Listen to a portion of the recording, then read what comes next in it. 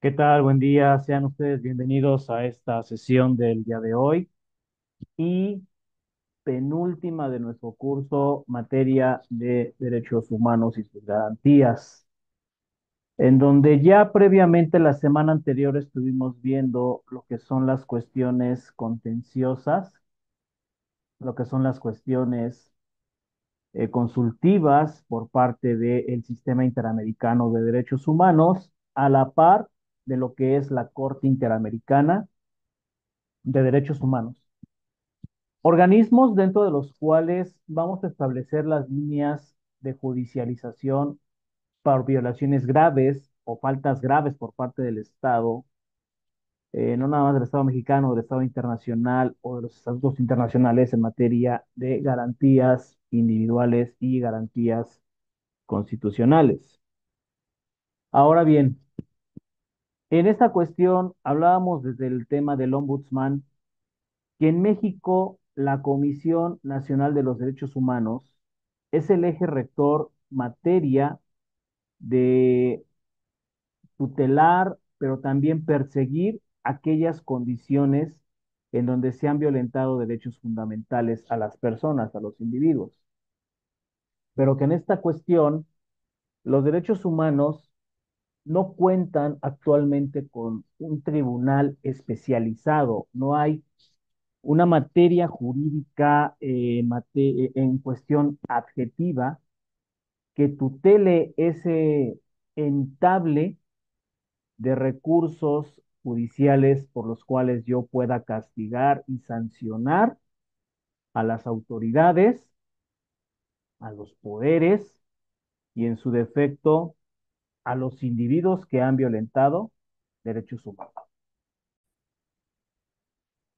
Y si bien no contamos con estos organismos, eso no significa que yo no pueda establecer mecanismos de defensa constitucionales o mecanismos de defensa eh, hasta cierto punto convencionales, mediante los cuales yo pueda atender esa necesidad y esa tutela de derechos en agravio de ciertas condiciones que a mí me consideren violaciones a derechos humanos. El día de hoy vamos a ver lo que es el Sistema Nacional de Derechos Humanos en México, partiendo desde sus generalidades, pero también les voy a hablar un tanto de aquellos mecanismos específicos por los cuales hay un orden jurídico y un orden frente a instrumentos internacionales en materia de derechos humanos. Por tanto, voy a compartir pantalla el día de hoy para que podamos entender esas directrices dentro de las cuales el sistema interamericano va partícipe también del orden jurídico frente a estos estatutos, frente a estas líneas en donde nosotros vamos a establecer esas directrices dentro de las cuales vamos a entablar lo que son los bloques de convencionalidad y bloque de constitucionalidad, porque existe un reglamento interior de la Secretaría de Relaciones Exteriores que es la que va a regular a la materia de tratados internacionales. Desde luego va a existir una ley sobre tratados internacionales. Va a existir una ley orgánica de la Administración Pública Federal, que es la que va a vigilar a estos organismos, no solo públicos, también autónomos y desde luego las instituciones que hacen al gobierno federal a través de la Administración Pública. ¿De acuerdo? Ahora, partiendo del concepto de protección judicial, vamos a establecer esos mecanismos en donde el derecho tenga un recurso sencillo, un recurso efectivo contra jueces, contra tribunales competentes y sobre todo que esos recursos se promuevan, perdón, aquí corrijo, que se promuevan ante jueces o tribunales que les ampare contra esos actos que han violado derechos constitucionales reconocidos y reconocidos también en la ley, pero también en los tratados internacionales, a lo cual la Convención Americana de los Derechos Humanos lo señala en el artículo 25. Ahora, En esta cuestión, la semana anterior vimos esa protección universal de los derechos humanos a través del bloque de convencionalidad, pero la protección y tutela universal de derechos humanos también atiende a esas condiciones del bloque de constitucionalidad que hacen el artículo 29, los primeros 29 artículos de la Constitución Política, y a su vez correlacionado con el 123 que se refieren a los derechos humanos, que se van a agrupar en el capítulo primero, en donde se va a intitular Derechos Humanos y sus garantías, pero que el título sexto no corresponde como tal a los primeros 29 artículos, pero viene un apartado completamente diferente que hace al título sexto, que nos señala las condiciones del trabajo y la previsión social en. Recordemos que con las reformas hechas a la Constitución y con la vigencia de la Constitución Política de 1917, hoy día establecemos en nuestra Constitución Política esos derechos sociales, esos derechos de los cuales va a tutelar al trabajo, pero también esas condiciones de la tierra, de la tenencia de la tierra, los derechos agrarios, ¿sí? Que por tanto implican esa facultad para que los mexicanos gocen y exijan condiciones inherentes a esa dignidad del ser humano, por el simple hecho de ser personas, por el principio por persona. De acuerdo al principio de conducta, nosotros estamos en el Estado mexicano y el Estado mexicano tiene esa tarea de proteger y respetar a los derechos humanos, pero también promoverlos, mantenerlos desde el bloque de constitucionalidad, porque de este principio de conducta va a garantizar la convivencia social. Por lo tanto, es necesario que todas las personas gocen de un cúmulo de derechos reales y asimismo prevenir esas posibles violaciones a derechos humanos. ¿De acuerdo? Ahora, el marco jurídico del bloque de constitucionalidad entró en vigor el 1 de mayo de 1917 y una de las grandes reformas se da en el año 2011, en donde consiste cambiar el concepto de garantías individuales por el de derechos humanos, y se incorporan como ley suprema los tratados internacionales de los que México está siendo parte o pudiera ser parte.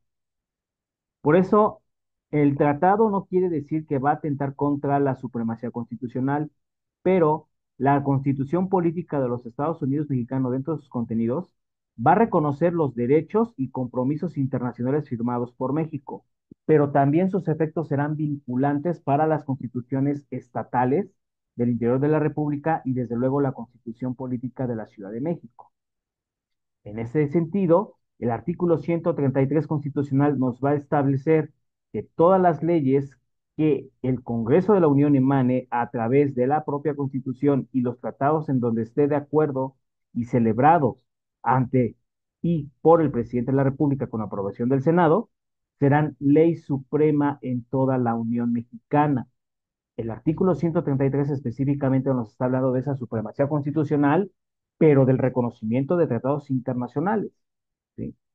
En tanto que el artículo 90 nos señala que la administración pública federal debe ser centralizada y paraestatal de acuerdo a su estructura orgánica y a la ley misma en cuanto a los negocios del orden administrativo de lo que hace la federación.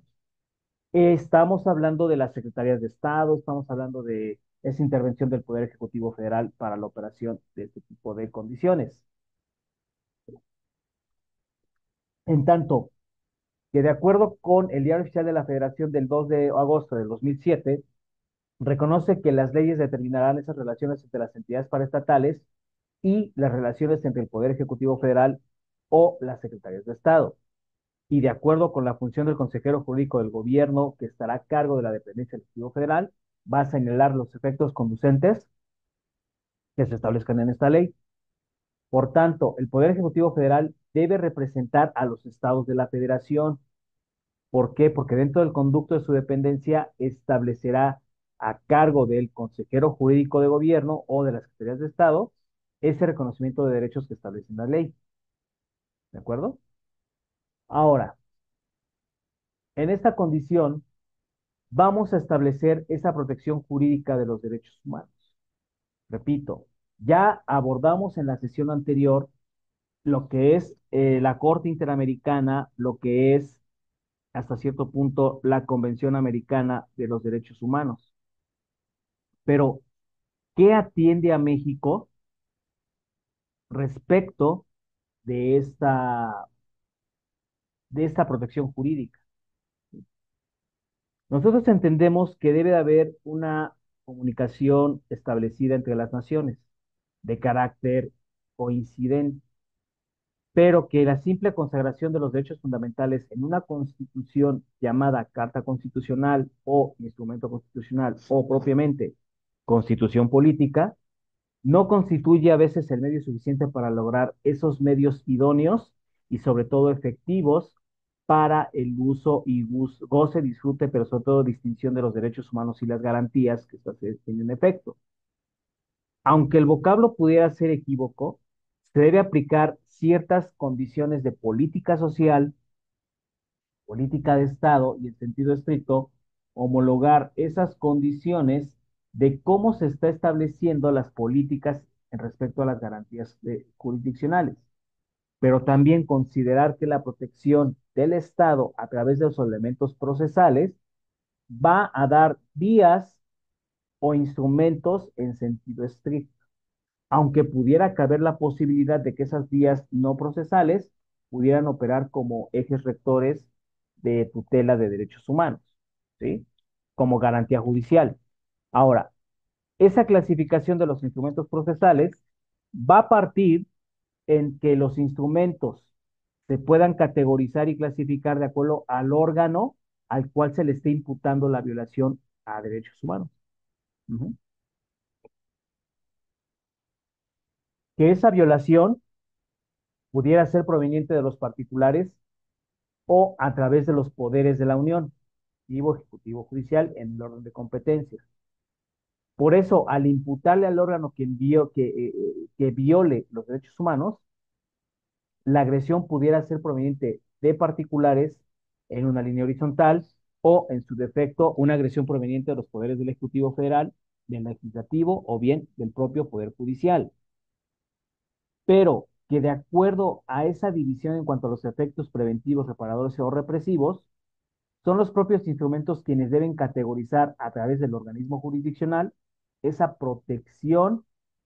¿Para qué? Para que alcancemos una justicia constitucional, una justicia administrativa y una justicia en común, en donde se reconozca la materia de los derechos humanos y sus bienes jurídicos tutelados, como establecimiento y existencia de una verdadera y propia justicia constitucional. ¿Ok? Ahora, los efectos de justicia en materia de derechos humanos pueden ser preventivos o bien reparadores o represivos. Preventivos cuando estamos hablando de las visitas in loco o de las cuestiones ex oficio. Ujú. Pero que también van a atender a esas cuestiones reparadoras o represoras de las sentencias que emita un tribunal internacional, que en este caso pudiera ser la Corte Interamericana de Derechos Humanos o, en su defecto, la Corte Penal Internacional o la Corte Internacional en materia de derechos. Ahora, se tiene por elemento convictivo que es útil sistematizar la materia procesal en derechos humanos, pero que a su vez va a ser compleja y en otras cuestiones dispersa. ¿Por qué? Porque todo ordenamiento jurídico necesita del apoyo de medios indirectos y instrumentos específicos para establecer implícitamente esos elementos de estudio sobre los sectores procesales de cómo están operando esos instrumentos jurídicos, pero también esos instrumentos de tratados internacionales que aceptan expresamente esa clasificación. Ahora, los medios indirectos van a establecer que la tutela procesal de los derechos humanos va a estar representado por juristas expertos en la materia, pero que descansa partiendo de las garantías jurisdiccionales y judiciales que se consagran en el carácter constitucional, del cual se van a considerar medios indirectos, esos aspectos esenciales de tutela procesal, pero que vamos a establecer esa importancia y ese objeto para lograr la existencia de un departamento judicial independiente y respetado, que imponga resoluciones, pero que también sean acatadas por todas las autoridades. Empero, México no cuenta actualmente con un tribunal en materia constitucional. Por eso es complicadísimo establecer esos mecanismos de sanción que hagan castigar a aquellos funcionarios o a aquellas entidades de la administración pública que estén violando derechos humanos. Derechos humanos. Ahora bien, Georgiopoulos en Grecia sostiene que los jueces deben ser considerados como los guardianes naturales de todos los derechos del hombre, que a través de los medios indirectos las garantías constitucionales asuman esa trascendencia de protección y tutela de derechos de los justiciables a través de instrumentos que genéricamente se establezcan como garantías constitucionales durante un proceso judicial. Pero que de acuerdo con el maestro Gómez Lara, nos dice que las garantías procesales deben ser enumerados a través de los principios de legalidad, de igualdad de las partes, de la defensa adecuada y que de acuerdo con Jaurining, el derecho a un tribunal imparcial y a la publicidad de los debates. Esas líneas deberían estar establecidas en los tribunales constitucionales. Por eso una garantía constitucional durante el proceso debe partir de la legalidad, la igualdad, el derecho a una defensa adecuada, el derecho a establecer mi caso en un tribunal imparcial y a que este principio de publicidad aboque los agravios de los cuales estoy siendo objeto. ¿De acuerdo? Por otro lado, existen los procedimientos ordinarios, dentro de los cuales la jurisdicción ordinaria resultará ser un medio indirecto para tutela de derechos humanos y de manera particular en el carácter civil, porque va a considerarla como accesoria por parte del Estado federado. Un ejemplo pudiera ser en Alemania, en relación de los tribunales administrativos, sus actos de impugnación provendrán del poder público. En México, si hacemos el derecho comparado, también pudiéramos establecer esa relación con tribunales administrativos para impugnar actos provenientes del poder público, como lo es el juicio contencioso administrativo. ¿De acuerdo? Ahora, al hacer un análisis al proceso laboral, se establece que el proceso laboral es un instrumento para tutelas de los derechos de los trabajadores. Esto parte también de la reforma constitucional de 1917, pero que de acuerdo a esa incorporación de los textos, deben establecer magistraturas especializadas en materia laboral. Hoy día estamos hablando ya de una reforma que se hizo a la materia laboral en donde se están suprimiendo a las juntas de conciliación y arbitraje y se están estableciendo los tribunales de justicia laboral. ¿Ok? De acuerdo a ese organismo judicial federal, se debe establecer, por ejemplo, en el ordenamiento brasileño, que los tribunales de primera instancia en materia laboral son de juzgamiento, pero también de conciliación.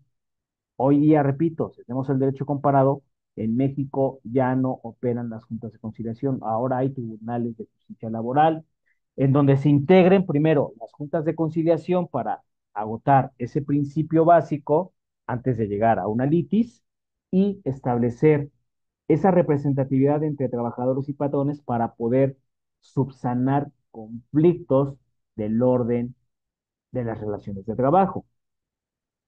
Pero por otro lado, la jurisdicción ordinaria deberá asumir en su conjunto, como lo hizo Inglaterra en su momento, en la tutela de derechos humanos, en donde desde 1947 suprime la inmunidad de la corona, es decir, el Parlamento inglés, la corona inglesa ya no tiene injerencia tal cual en las decisiones de Estado, pero el monarca sigue siendo esa figura para ser demandada judicialmente por los daños y perjuicios de los cuales su población resulte afectada.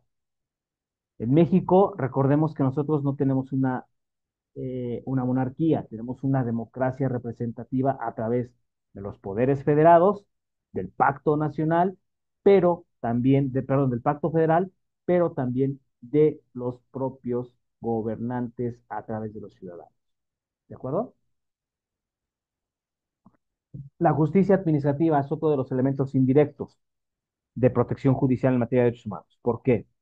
Porque de acuerdo con el proceso administrativo, pudiera haber esa ausencia o complementos sobre instrumentos específicos que estipulen protección a derechos humanos, pero se deben considerar como un instrumento de mayor eficacia para proteger a los particulares frente a los actos de autoridad de carácter administrativo, que a su vez, en una condición más poderosa y absorbente, las partes deben combatir agresiones contra derechos humanos. El maestro Cipriano Gómez Lara analiza de forma detallada las funciones del Tribunal Fiscal. ¿Por qué? Porque al establecer este marco normativo desde 1936, se crea el Tribunal de lo Contencioso y Administrativo, en donde nosotros vamos a establecer esas líneas eh, funcionales para que nosotros establezcamos esas condiciones de cómo se está operando en la administración pública federal. Y uno de los fines de crear el Tribunal Contencioso Administrativo es que tiene carácter autónomo, porque se inspira en el modelo del Consejo francés, en donde se va a derivar principalmente al campo de la administración, pero cuando ese, este, este tribunal tenga que actuar o deba de actuar, es contra actos de autoridad arbitrarios por parte del Estado federal. ¿Me explico? Ahora bien, quien está también tutela de derechos, el Tribunal Fiscal de la Federación tenga esa labor de tutela de derechos de los gobernados, no solo en la materia tributaria, sino para aquellos actos de autoridad por los cuales vengan los requerimientos sobre ese objeto de tutela de protección a los derechos contra actos de las autoridades propias de la administración pública. Es decir, que con exclusión de las de carácter fiscal, este procedimiento contencioso administrativo debe ser sumamente flexible y de acuerdo que con la corrección oficiosa por parte del juzgador subsane errores y deficiencias en los que el particular pudiera haber incurrido, pero que también al establecer esa demanda de tutela se le considere siempre la parte más débil ante la administración pública. Por eso sus resoluciones puedan impugnarse por los particulares ante tribunales federales o bien al establecimiento del juicio de amparo. Aquí es donde estamos estableciendo que el Tribunal Fiscal de la Federación, por ejemplo, puede establecer resoluciones que puedan ser impugnadas por los particulares, pero que estableciendo los mecanismos de derechos fundamentales, yo pueda, cuando considere que se han cometido agravios en contra de mi persona, pueda recurrir al juicio de amparo directo o juicio de amparo indirecto. ¿De acuerdo? Instrumentos específicos. Como parte de los elementos vinculantes y obligatorios del Estado federal con los tratados internacionales, surge el habeas corpus, que es ese elemento donde si se ha sostenido que la violación de derechos humanos, aun cuando sean de carácter individual, trasciende a la naturaleza social y a la esfera de toda una colectividad, se requieren instrumentos más enérgicos, rápidos y eficaces para proteger los derechos ordinarios de los gobernados. Y que en este sentido resulta comprensible que el habeas corpus es un instrumento que en términos jurídicos establecerá esas líneas por las cuales vamos a direccionar la categoría como recurso legal en una tutela de libertades individuales, que a su vez sea un estatuto literal, jurídico, protector y sobre todo benéfico para establecer que la persona esté siendo protegida en toda su totalidad. ¿Sí?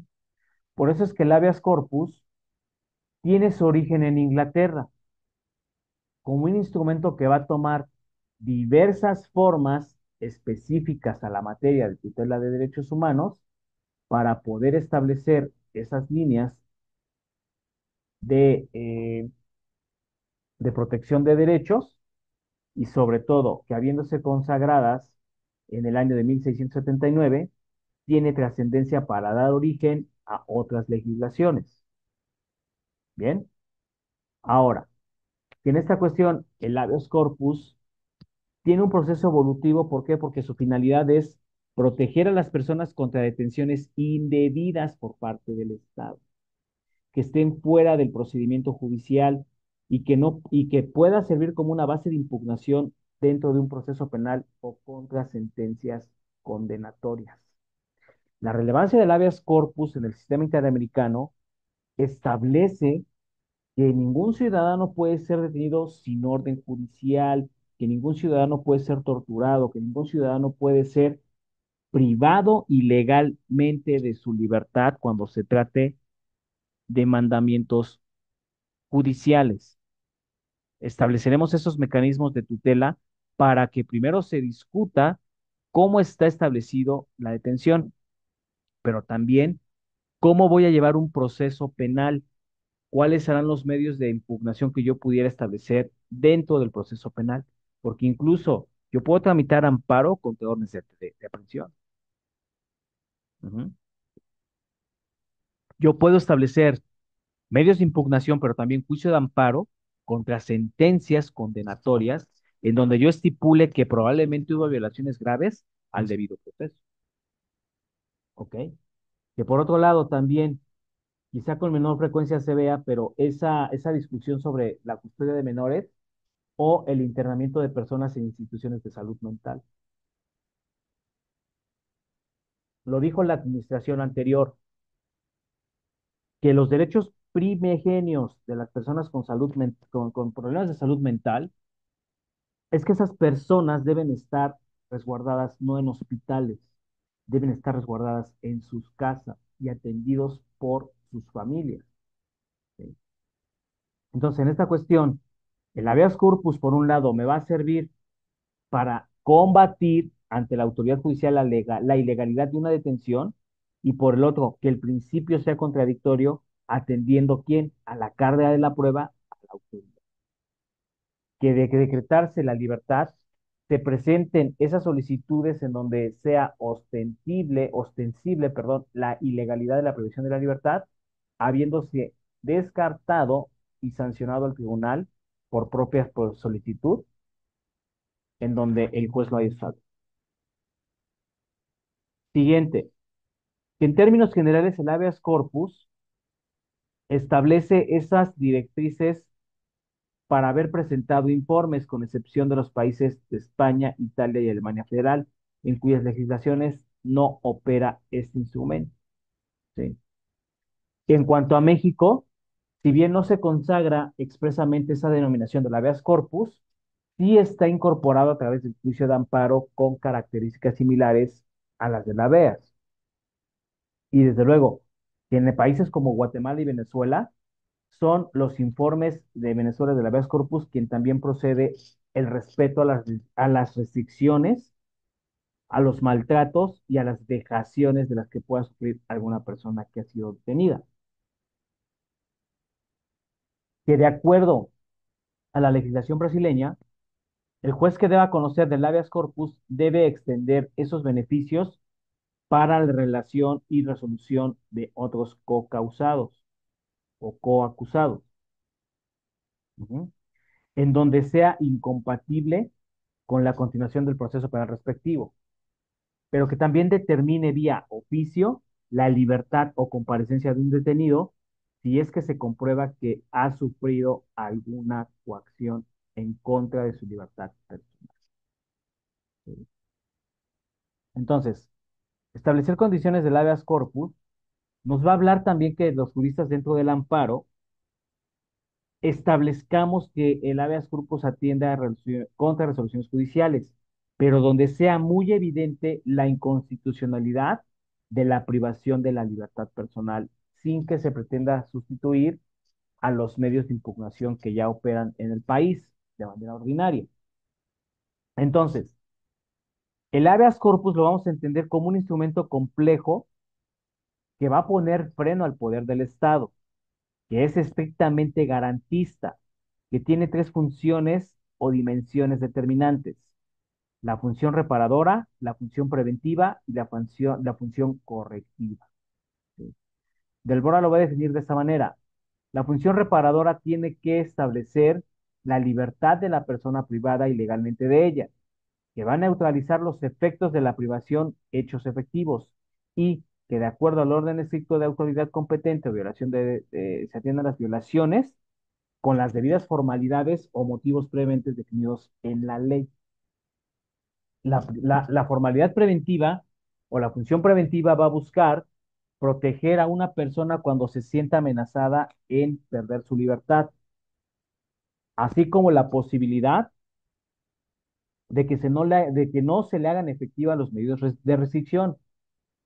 Por eso la función correctiva tiene por fin evitar agravios a la forma y condiciones en que se lleva a cabo la privación de la libertad por materia judicial, o en su defecto, que se trate de un medio destinado para evitar toda expansión ilícita sobre esas condiciones de agravio. Siguiente punto. Existirá el juicio de amparo y los mandamientos de seguridad. Si estamos estableciendo que el habeas corpus tiene como cuna Inglaterra, México ha sido la cuna del juicio de amparo, acción o recurso de amparo. Yo lo dejaría en juicio de amparo, ya que fue nuestro país quien lo introduce en el ámbito local en la Constitución yucateca de 1841, y que a través de esa esfera jurisdiccional de carácter nacional tenga que ser un documento que acate las reformas promulgadas en 1847, pero que también posea una experiencia ya centenaria, que es inspiradora de instituciones similares con el mismo nombre en sistemas latinoamericanos. Ujú. Y que incluso el recurso de amparo se introduce en la Constitución Republicana de España en el año de 1931. Recordemos que el padre del juicio de amparo fue Mariano Otero, gran jurista, pero que para efectos de esta cuestión, el maestro Gómez Lara señala que el amparo es un extraordinario recurso y muy complejo, donde prácticamente no solo va a tutelar los derechos de la persona humana que se están consagrando en la Constitución, sino que también establece, un control de legalidad a todo ordenamiento jurídico mexicano. A esto es lo que vamos a llamar el bloque de constitucionalidad. Ujú. Ahora bien, que de acuerdo a esta cuestión, el amparo va a distinguir entre sectores. El primero de ellos, el amparo instancial, uninstancial, o sea, contra sentencias definitivas de los tribunales judiciales, laborales y administrativos, que tiene grandes semejanzas con el recurso de casación, pero que en una doble instancia contra actos de cualquier autoridad, especialmente la administrativa, el amparo funcione contra disposiciones legislativas o bien que dé origen al amparo contra leyes. ¿De acuerdo, jóvenes? Esa doble instancia del amparo contra actos de autoridad debe radicar especialmente en la administrativa y sobre todo contra las disposiciones legislativas o el amparo contra leyes. ¿Cómo vamos a conceptualizar el juicio de amparo? Bueno, se trata de una institución jurídica de defensa de los derechos reconocidos por la propia Constitución Política de los Estados Unidos Mexicanos, que a su vez va a fungir como un control de constitucionalidad y legalidad a las actuaciones de autoridades judiciales, administrativas e incluso legislativas, siempre y cuando se establezca que hay un daño actual personal y directo contra las personas a las que se les esté afectando su interés jurídico, sean físicas o morales. ¿De acuerdo, jóvenes? Bien, entonces, como tercer objetivo de los instrumentos de protección judicial en materia de derechos humanos, existirá lo que llamamos el recurso constitucional.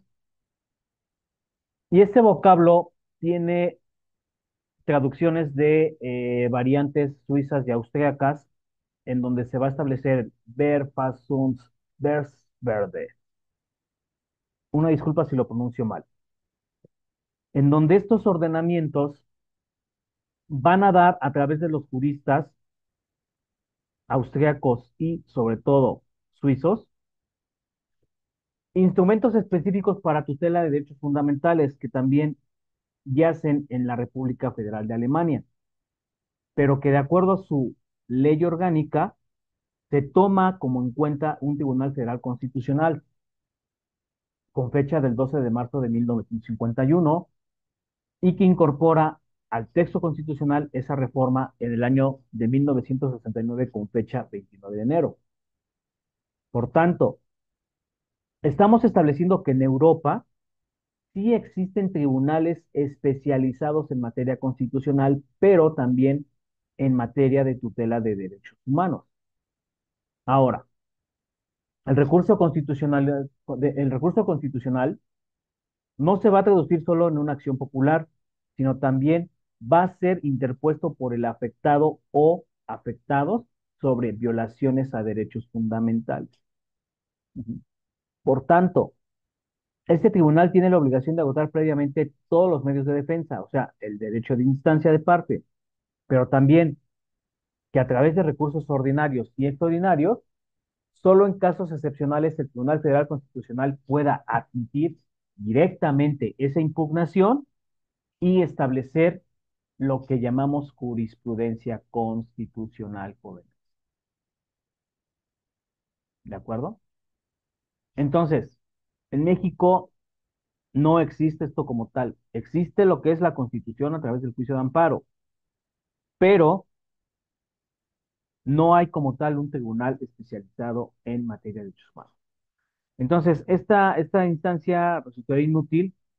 ¿Por qué? Porque se está conociendo ante el mismo Tribunal Constitucional quién es el que va a plantear el recurso adecuado para una cuestión de trascendencia general y sobre todo promovente, que al final del día se vean esos perjuicios graves e irreparables.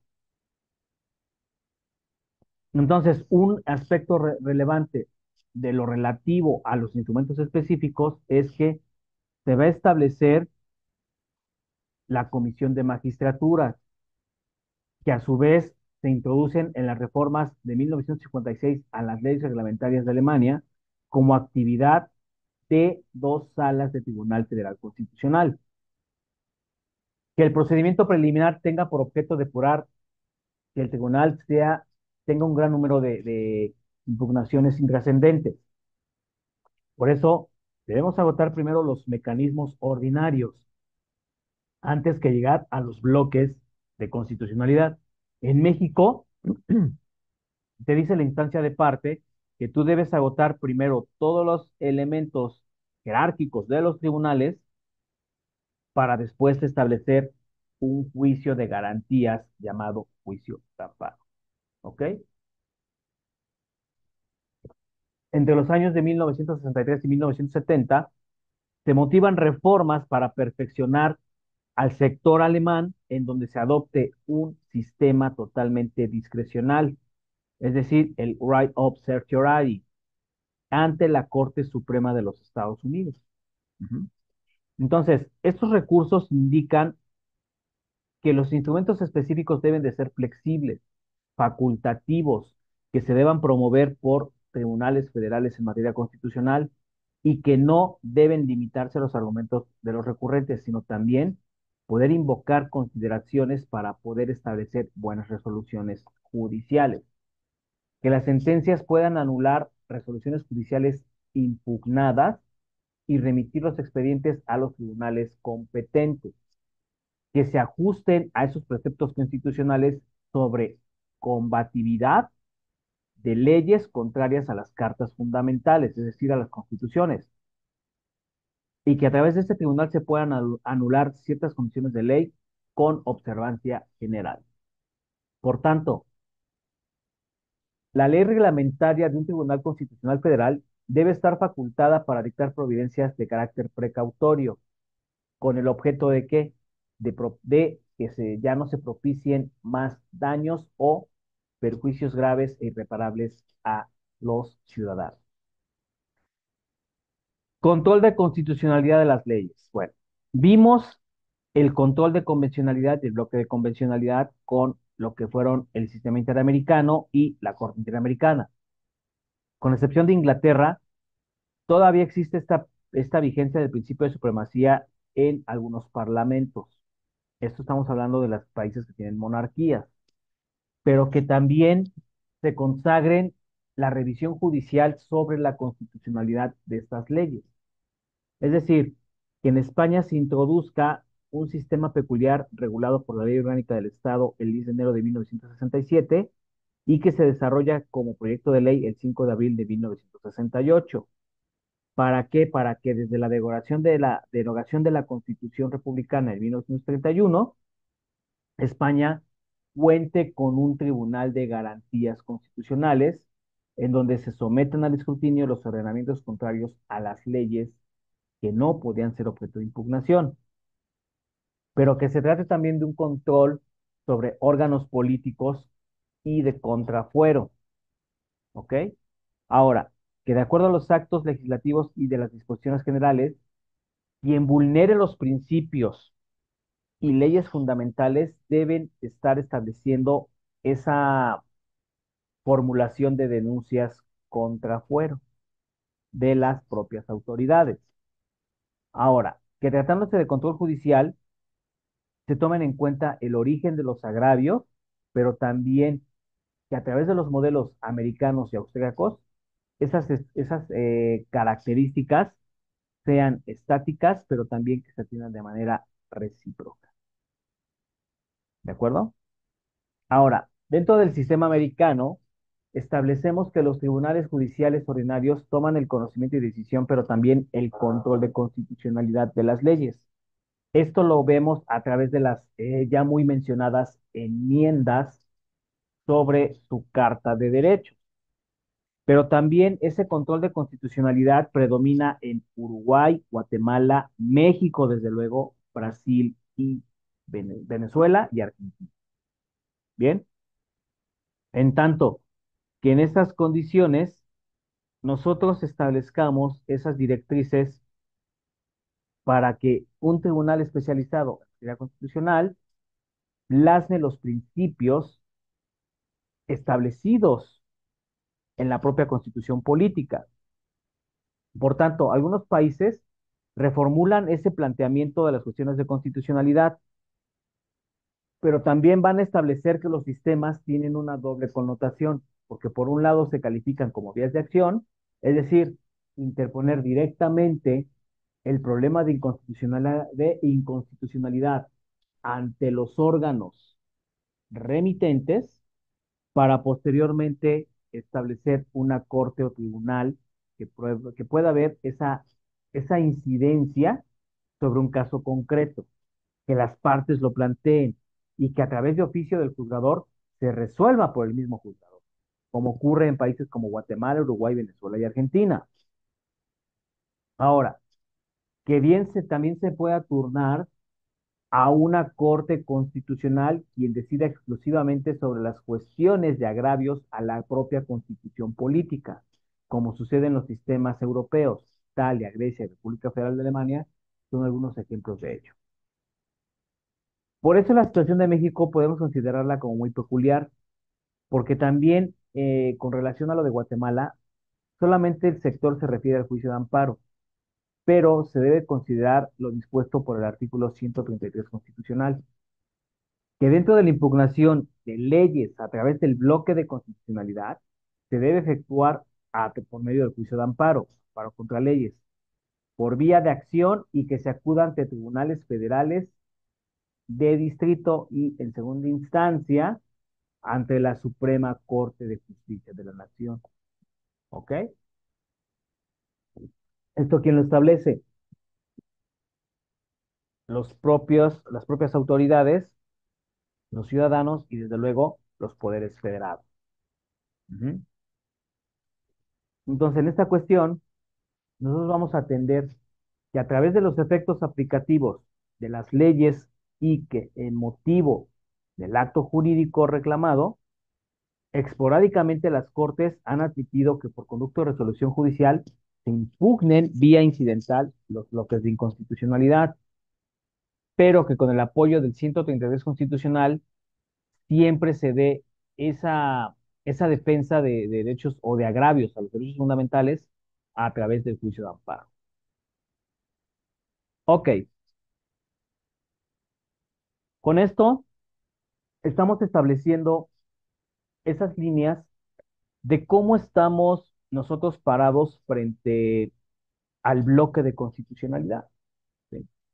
Cómo esa tutela de derechos es operante, es tangible, pero que en realidad en México sí necesitamos de un tribunal constitucional para que nosotros entendamos cómo poner freno a los actos de autoridad de de algunas instituciones, a los agravios perpetrados por las propias instituciones de la Administración Pública Federal, pero también de sus funcionarios públicos. Muy lamentablemente en México no operan estos sistemas alemanes, suizos, ingleses, italianos, argentinos, venezolanos o incluso guatemaltecos, que a pesar de que Guatemala todavía tiene instituido el juicio de amparo, como tal tiene otro tipo de bloques. Y en México no hay tribunales especializados.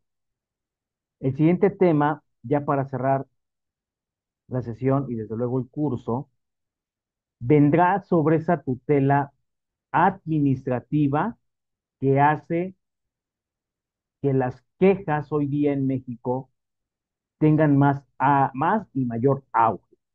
¿De acuerdo? Y esta responsabilidad va a recaer en una autoridad llamada CNDH, es decir, Comisión Nacional de Derechos Humanos. Vamos a ir viendo paso a paso cuáles son las atribuciones que tiene la CNDH. ¿Por qué? Porque al establecer un órgano protector de derechos humanos en México, nosotros estamos viendo esa línea de cómo vamos a establecer los mecanismos de defensa y protección a la tutela de derechos humanos en México. ¿Sí? Nosotros entendemos que México ha establecido siempre los conflictos sociales como parte de su gobierno, como parte de su evolución social,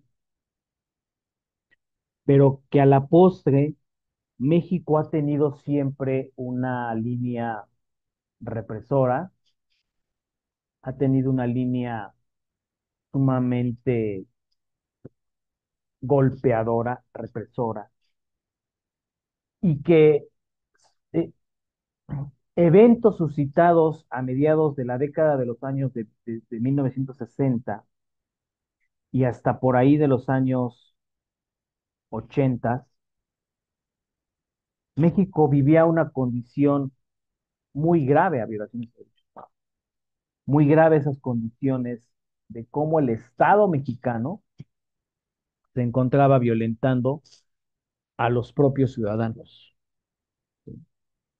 No es hasta que surge la Comisión Nacional de Derechos Humanos por ahí de finales del siglo XX, en donde se van a encontrar esas demandas sociales dentro de un ámbito nacional y que necesitaba transformar la esfera pública del país, pero también el sistema interno a la par de las recomendaciones internacionales.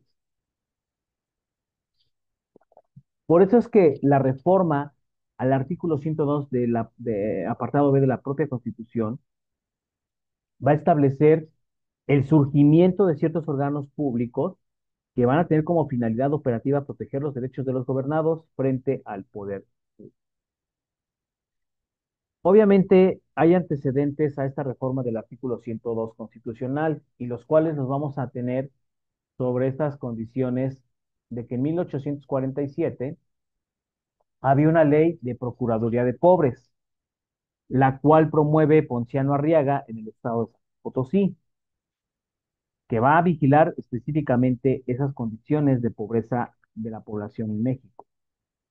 Para el año de 1975 se crea la Procuraduría Federal del Consumidor, que tiene una primera finalidad, defensa de los derechos de los individuos, pero hoy día la Profeco funge como un organismo protector sobre consumo de bienes, productos y servicios.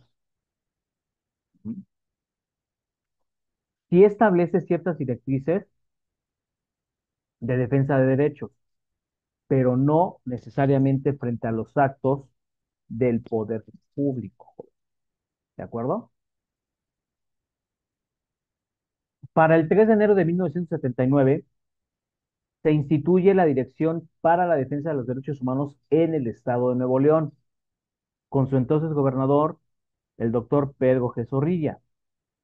Y para el año de 1983 se va a establecer una optativa de creación para los municipios de la entidad en Nuevo León. En Colima, el ayuntamiento funda la Procuraduría de Vecinos, que da pauta para establecer figuras que pongan freno a la Ley Orgánica Municipal del 8 de diciembre de 1984. Para el 29 de mayo de 1985, la UNAM, o sea, la Universidad Autónoma Nacional Autónoma de México, establece una Defensoría de los Derechos de la Comunidad Estudiantil. Entre los años de 1986 y 1987, se fundan en el estado de Oaxaca procuradurías para la defensa de las comunidades indígenas y algunas procuradurías sociales que se arraigan en la montaña del estado de Guerrero. ¿Sí? Pero respecto de los antecedentes directos de la CNDH, es el 13 de febrero de 1989 quien, por medio de la Secretaría de Gobernación, se crea una Dirección General de Derechos Humanos para que el 6 de junio del año de 1990 se emita un decreto presidencial en donde se cree la Comisión Nacional de Derechos Humanos como organismo público, autónomo y desconcentrado de la Secretaría de Gobernación. Ahora bien, esa reforma se va a publicar en el Diario Oficial de la Federación del 28 de enero de 1992, en donde se adiciona, ahora sí, en el apartado B, el artículo 102, elevando a su vez también ese rango constitucional por el cual la Comisión Nacional de Derechos Humanos tiene una naturaleza descentralizada, personalidad jurídica y patrimonio propios, pero también un sistema de protección no jurisdiccional a los derechos humanos. Por eso la CNDH es un órgano constitucional autónomo encargado de protección no jurisdiccional y promoción de los derechos humanos, que va a conocer de quejas sobre presuntas vulneraciones a derechos humanos atribuidas por los estados de la federación, por las autoridades, con excepción del Poder Judicial de la Federación, sobre los esquemas de procedimientos breves, sencillos y de investigación que resulten de violaciones graves a derechos humanos y sobre todo que se les encuentre procedibilidad. Ahora bien, es por medio de una reforma constitucional que se publica en el Diario Oficial de la Federación el 13 de septiembre de 1999 que la Comisión Nacional de Derechos Humanos se constituye como una institución con plena autonomía y gestión presupuestaria. Es decir, ya no va a depender directamente de su presupuesto de la Secretaría de Gobernación, sino que se va a establecer la Comisión Nacional de Derechos Humanos por la Comisión Nacional de los Derechos Humanos. ¿De acuerdo? La reforma también avanza en cuanto a la función del titular de la propia comisión y que en este caso estábamos hablando de la figura del ombudsman en México, pero que a diferencia de otros países, de otros sistemas protectores de derechos humanos, en México el ombudsman solamente es un secretario de carácter administrativo. No tiene esa operatividad de establecer sentencias o resoluciones que pudieran establecer las directrices para castigar y punibilizar ciertos agravios. ¿De acuerdo? Entonces, en esta línea, su actual titular ahora es la maestra Rosario Pierre Ibarra, está reelegida, pero la Comisión Nacional de Derechos Humanos va a establecer un objeto principal, que al ser un organismo público autónomo, tenga la esencia y protección, pero también observancia de cómo se están llevando los derechos humanos y que si se están violando, sea a través de la formulación de procedimientos ágiles e informales, el resultado de la formulación de las recomendaciones que tanto conocemos, que tanto a veces nos mientan. Ujú. Aunque en la práctica se conozca poco de cómo operan estas recomendaciones de la Comisión de Derechos Humanos. Es decir, que también por medio del contacto directo con las autoridades respectivas y los agraviados, se permita una resolución rápida, expedita a las controversias, pero aquí en lugar de establecer relaciones contenciosas, establezcamos procesos de conciliación. La CNDH también tiene como objeto en la promoción, el estudio y sobre todo la divulgación de los derechos humanos consagrados en la Constitución Política y los tratados internacionales.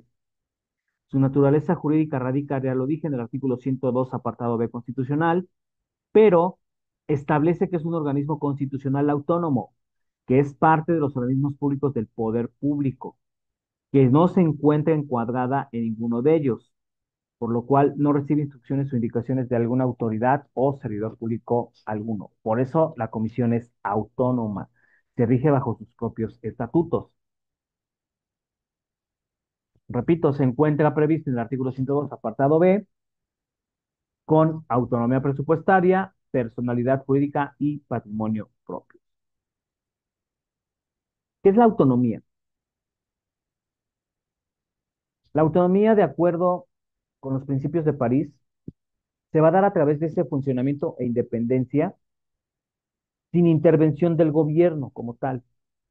A través de las instituciones nacionales va a proteger y va a promocionar los derechos humanos, pero que de acuerdo a su naturaleza jurídica consolida esas directrices en cuanto a su operatividad, partiendo del artículo 102 constitucional, el 13 de septiembre de 1999, y que por lo tanto se le otorga plena autonomía de gestión presupuestaria, personalidad jurídica y patrimonios propios. ¿Qué atribuciones tiene la Comisión Nacional de Derechos Humanos? Bueno, por un lado, recibir quejas sobre presuntas violaciones a derechos humanos, conocer, investigar y tomar conciencia de la petición de parte ex oficio sobre esas presuntas violaciones en los siguientes casos.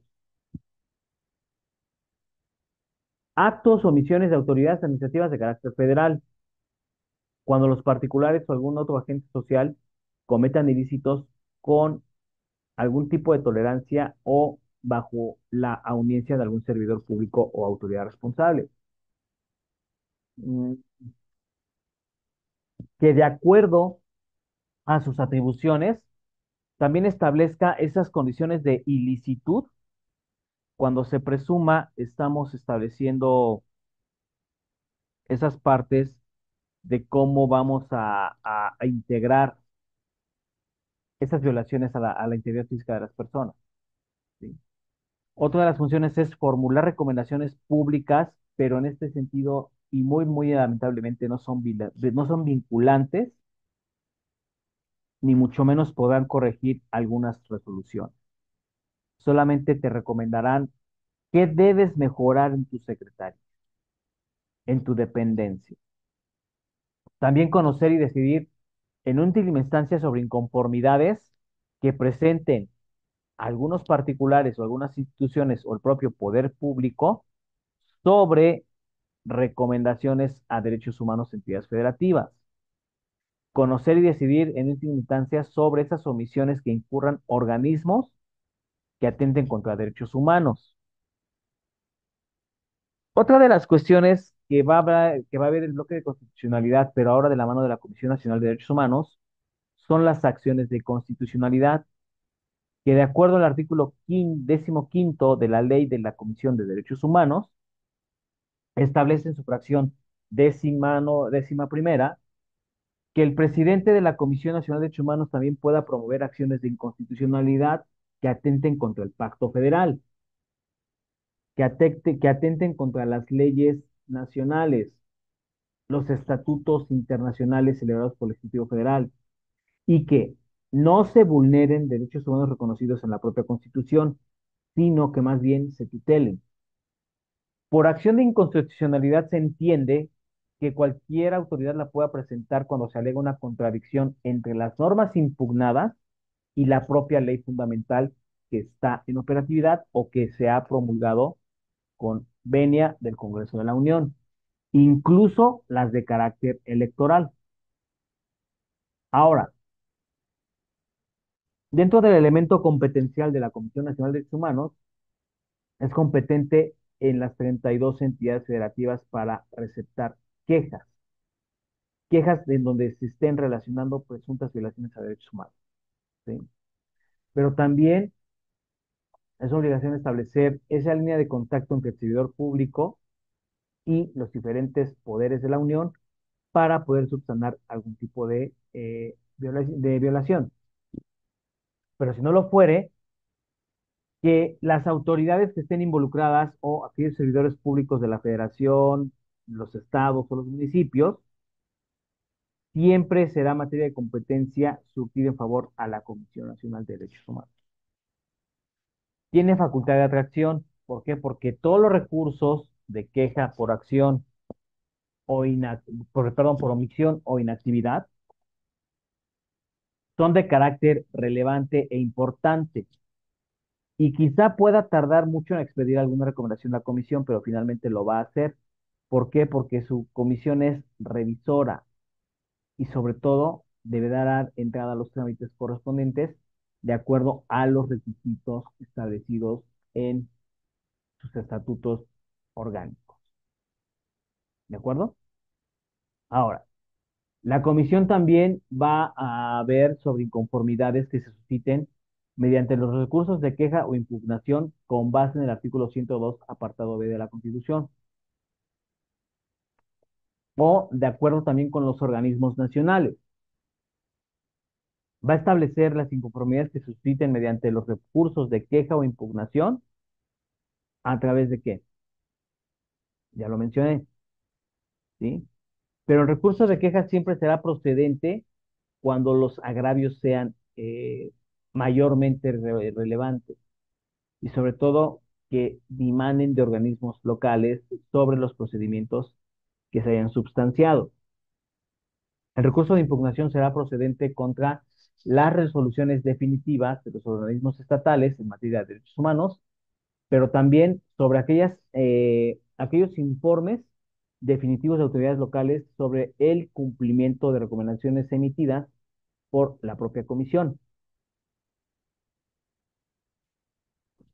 Es decir, que en este caso la comisión va a vigilar sus propias actuaciones para poder establecer si de verdad los licitadores están haciendo debidamente el trabajo. Asuntos que no son competencia de la Comisión Nacional de Derechos Humanos, las que no tengan nada que ver con presuntas violaciones a derechos humanos imputadas a autoridades y servidores públicos, pero que estén al servicio del Poder Judicial de la Federación. Dos, actos y resoluciones electorales de carácter jurisdiccional que formulen las particulares y otras entidades federativas sobre disposiciones constitucionales, cuestiones jurisdiccionales de fondo o conflictos entre particulares que ya tengan establecido un juicio previo. Su marco jurídico establecerá el buen funcionamiento en la Constitución Política de los Estados Unidos Mexicanos y de acuerdo al grado de competencia en todas las leyes materia de derechos humanos, ¿sí? Como son la propia ley de la Comisión de Derechos Humanos, el reglamento interno, el reglamento de transparencia y acceso a la información pública, el reglamento sobre Premio Nacional de Derechos Humanos, el Estatuto Civil de Carrera de la Comisión de Derechos Humanos, entre otras legislaciones. Por tanto, en cuanto a su conjunto de normas o normatividad relativo a derechos humanos, la Comisión sí contiene cuerpos jurídicos, pero solamente para brindar asesoría. Por eso la relevancia de entender el artículo primero constitucional. ¿Cuáles son esas normatividades reconocidas para materia de derechos humanos? Bueno, ya lo vimos. En el carácter internacional será el Sistema Universal de Derechos Humanos y el Sistema Interamericano de Derechos Humanos. ¿Mm? Ay, permítame un segundito. Perdón, perdón, perdón. Se me movió la presentación. Aquí nos quedamos. Entonces, estas líneas van a reconocer que de acuerdo al artículo primero constitucional, las garantías no se pueden suspender ni restringir salvo los casos en que la propia Constitución establezca y que en materia de derechos humanos son ratificados, ya lo dije, por el Sistema Universal y el Sistema Interamericano de Derechos Humanos. Ahora, la estructura de la comisión está conformada por áreas sustantivas como adjetivas, pero recordemos, no es un tribunal especializado. Por lo tanto, hay una presidencia que está a cargo del ombudsman o la ombudsman. Existe el Consejo Consultivo, la Secretaría Técnica del Consejo Consultivo, las visitadurías generales, la Secretaría General, Oficialía Mayor. Desde luego, hay una igualdad de género, una Secretaría General y el Centro Nacional de Protección a Derechos Humanos, el CENADE. ¿Qué es una queja? Finalmente es una queja, es esta manifestación de carácter verbal o escrito que la podemos realizar una o varias personas, en donde vamos a describir y a relatar esos actos u omisiones cometidos por autoridades, servidores públicos de carácter federal, con excepción, repito, del Poder Judicial de la Federación, en los que se estimen violatorios los derechos humanos, a través de la cual nosotros vamos a solicitar como derecho de petición la intervención de la propia Comisión de Derechos Humanos. ¿Quién y cómo se debe interponer una queja? Bueno, cualquier persona, cualquier organización gubernamental o no gubernamental puede interponer quejas sobre presuntas violaciones a derechos humanos que se cometan por autoridades o servicios o servidores públicos. Por lo tanto, se debe acudir directamente a las oficinas de la comisión o ahora con estas nuevas modalidades de comunicación, podemos establecerlo de manera telefónica, por correo electrónico o en línea o mensajería. ¿De acuerdo?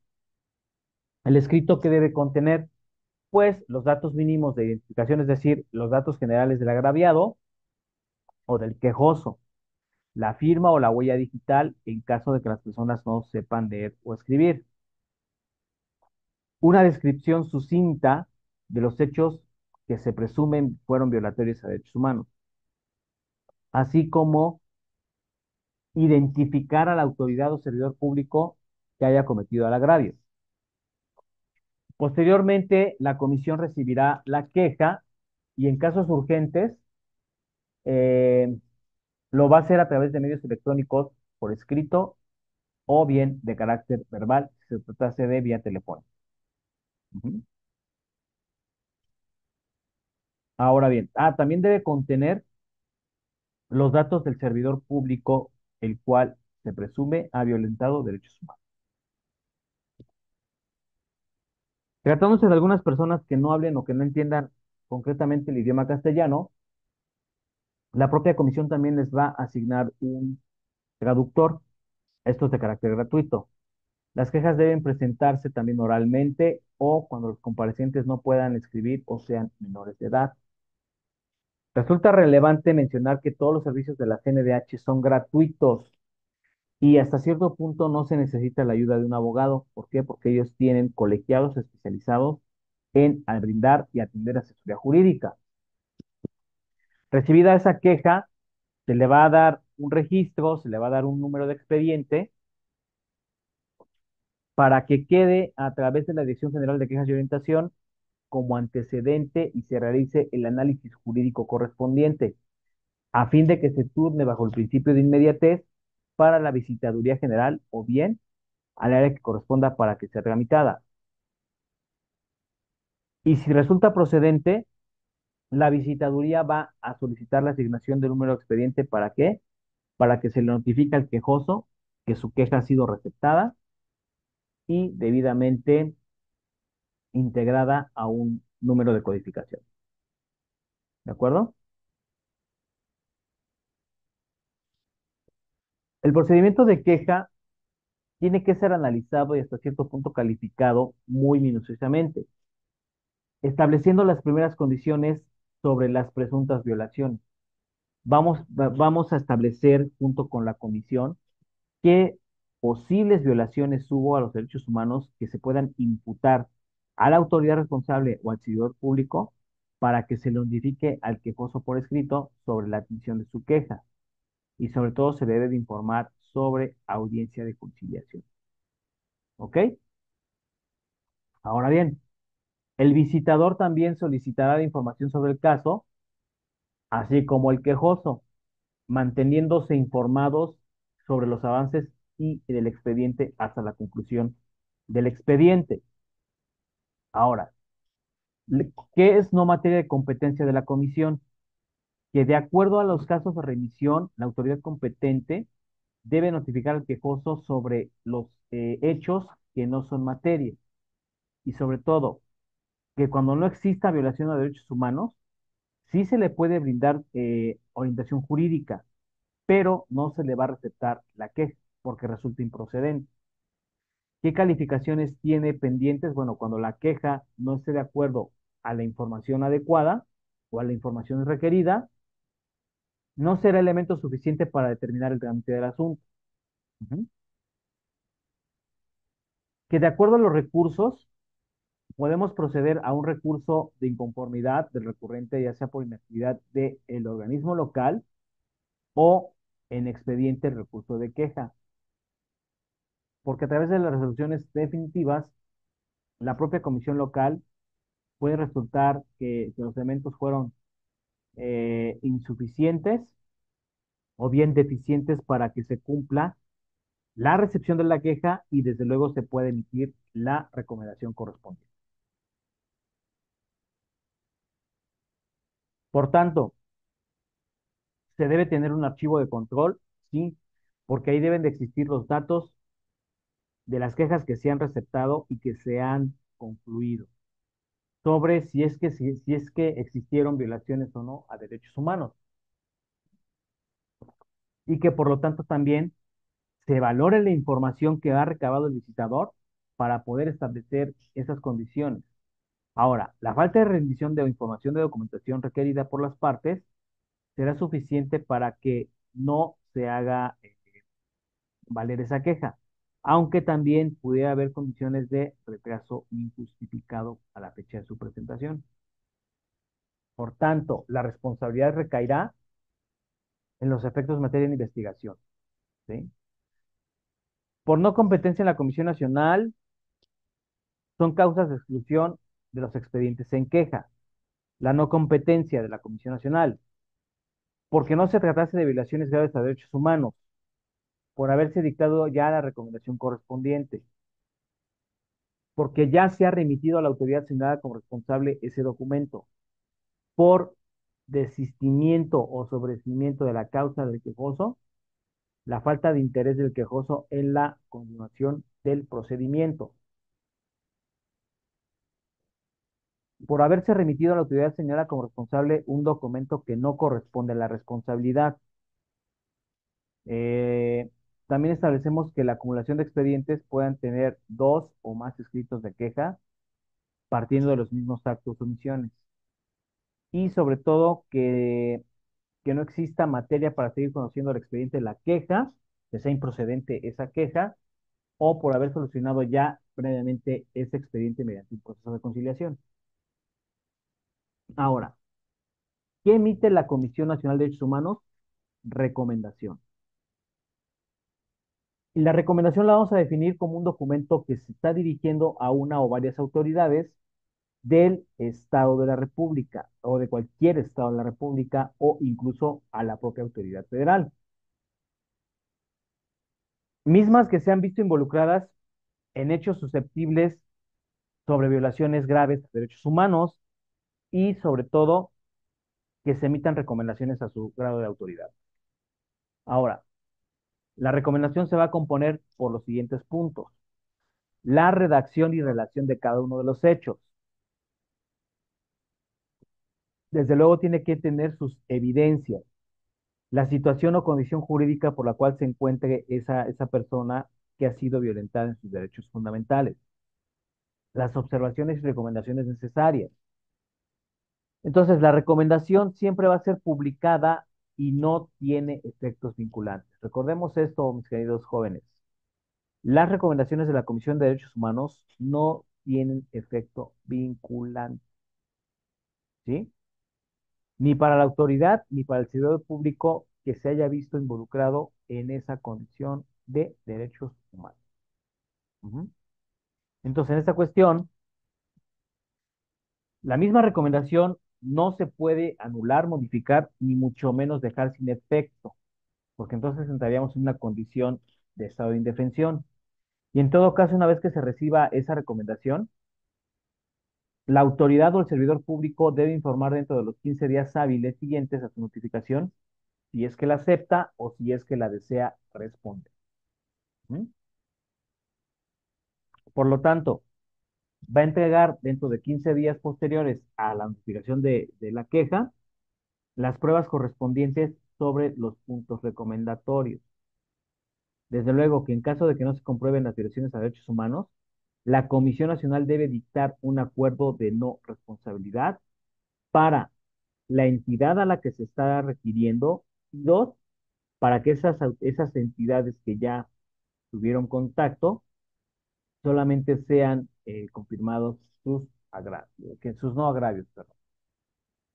Que dentro de las recomendaciones generales deben estar propuestas a las diversas autoridades para que se promuevan los cambios y las modificaciones a las disposiciones legislativas y reglamentarias, pero también a la aplicación de prácticas administrativas que a juicio de la Comisión deben establecer una mejor protección de tutela de derechos humanos.